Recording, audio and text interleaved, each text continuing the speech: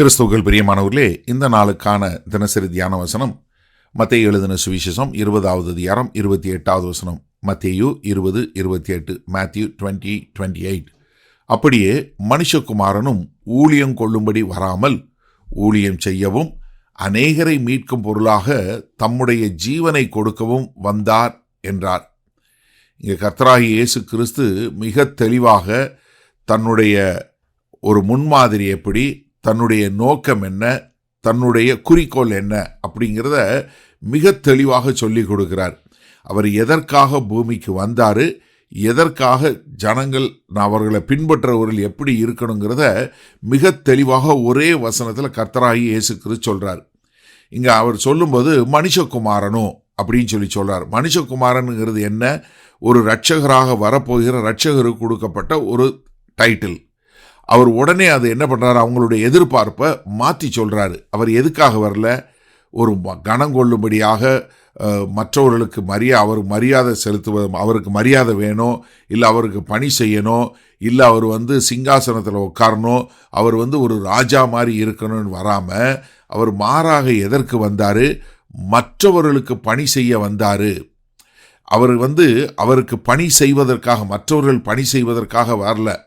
யோவான் 13வது அதிகாரம் 3-5 வரை உள்ள வசனங்களில் பார்க்கிறோம், தன்னுடைய சீஷருடைய கால்களை கழுவக்கூடியதாக.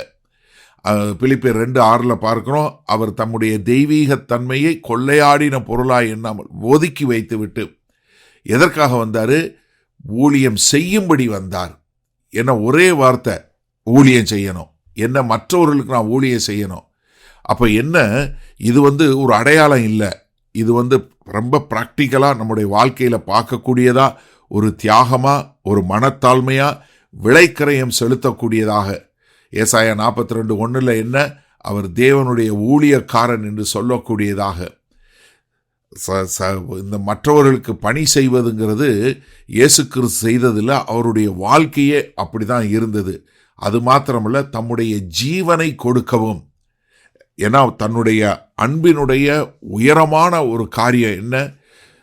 இயேசு கிறிஸ்து மற்றவர்களுக்கு போதிப்பது, குணப்படுத்துவது, அவர்களுக்கு மனதுருக்கம் செய்வது மாத்திரமல்ல, பணி செய்வது மாத்திரமல்ல, தன்னையே கொடுக்கக்கூடியதாக. அப்போ அவர் தன்னுடைய நேரத்தை, தன்னுடைய சக்தியை, தன்னுடைய அற்புதம் அடையாளம் மாத்திரமல்ல, தன்னுடைய ஜீவனையே கொடுக்கக்கூடியவராய். யோவான் 10:11 பார்க்கிறோம், நல்ல மேய்ப்பன் தன்னுடைய ஆடுகளுக்காக தன் ஜீவனையும் கொடுக்கிறான் என்று சொல்லக்கூடியதாக. கலாத்தியர் 2:20 பார்க்கிறோம், நமக்காக அவர் தம்முடைய ஜீவனையே கொடுத்தார் என்று சொல்லக்கூடியதா. என்ன, அநேகரை மீட்கும் பொருளாக. எதுக்காக? அநேகரை மீட்கும் பொருளாக. என்ன நோக்கம்? சிலுவையினுடைய நோக்கம் என்ன? அநேகரை மீட்கும் கூடியாக. இது நீங்கள் ஆங்கிலத்தில் ரான்சம் என்று சொல்லக்கூடியதாக. அதாவது என்ன, உங்களுக்கு பதிலாக, இல்லை நீங்கள் அடிமைத்தனத்துக்கு ஒப்பு கொடுக்கப்பட்டிருக்கீங்க, அதற்கு உங்களை விடுதலை செய்வதற்கு கொடுக்கக்கூடிய ஒரு பணமாக, ஒரு மீட்பின் விலைக்கரையமாக அவர் என்ன, தன்னையே கொடுக்கக்கூடிய ஒரு காரியம். ஏசாயா 53:5-6 பார்க்கிறோம், 1 தீமோத்தேயு 2:6 பார்க்கிறோம், எல்லாரையும் மீட்கும் பொருளாக தன்னையே ஒப்பு கொடுத்தார் என்று சொல்லக்கூடியதாக.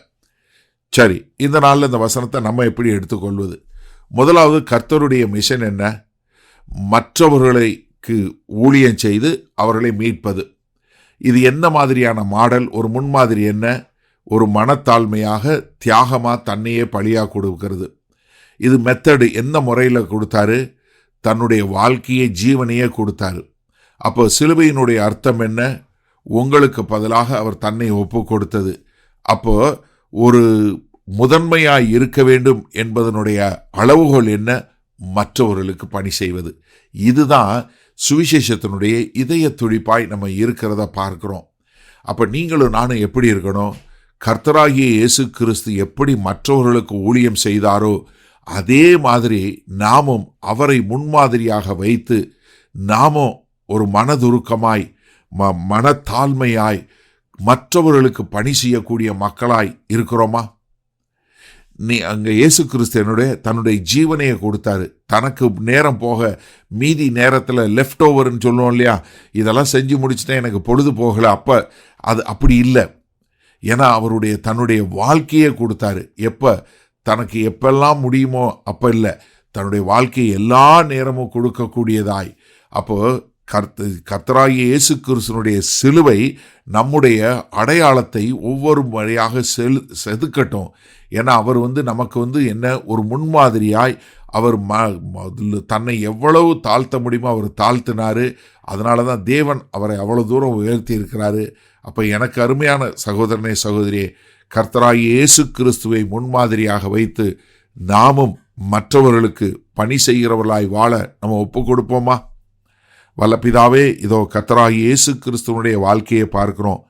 மற்றவர்களுக்கு முன்மாதிரியாய் அவர் தேவனுடைய குமாரனாய் இருந்தும் அடிமையின் ரூபம் எடுத்து கல்வாரி சிலுவையில் தன்னை ஒப்பு கொடுத்து ஒரு வாழ்க்கை வாழ்ந்தது போல நாங்களும் மற்றவர்களுக்காய் எப்போதும் பணி செய்கிறவர்களாய் வாழ எங்களை ஒப்பு கொடுக்கிறோம். மீட்பெரும் இரட்சகருமாகிய இயேசு கிறிஸ்துவின் மூலம் பிதாவே, ஆமேன். கர்த்தர் உங்களை ஆசீர்வதிப்பாராக. நாம் இன்று மாலை மன்னால சந்திப்போம்.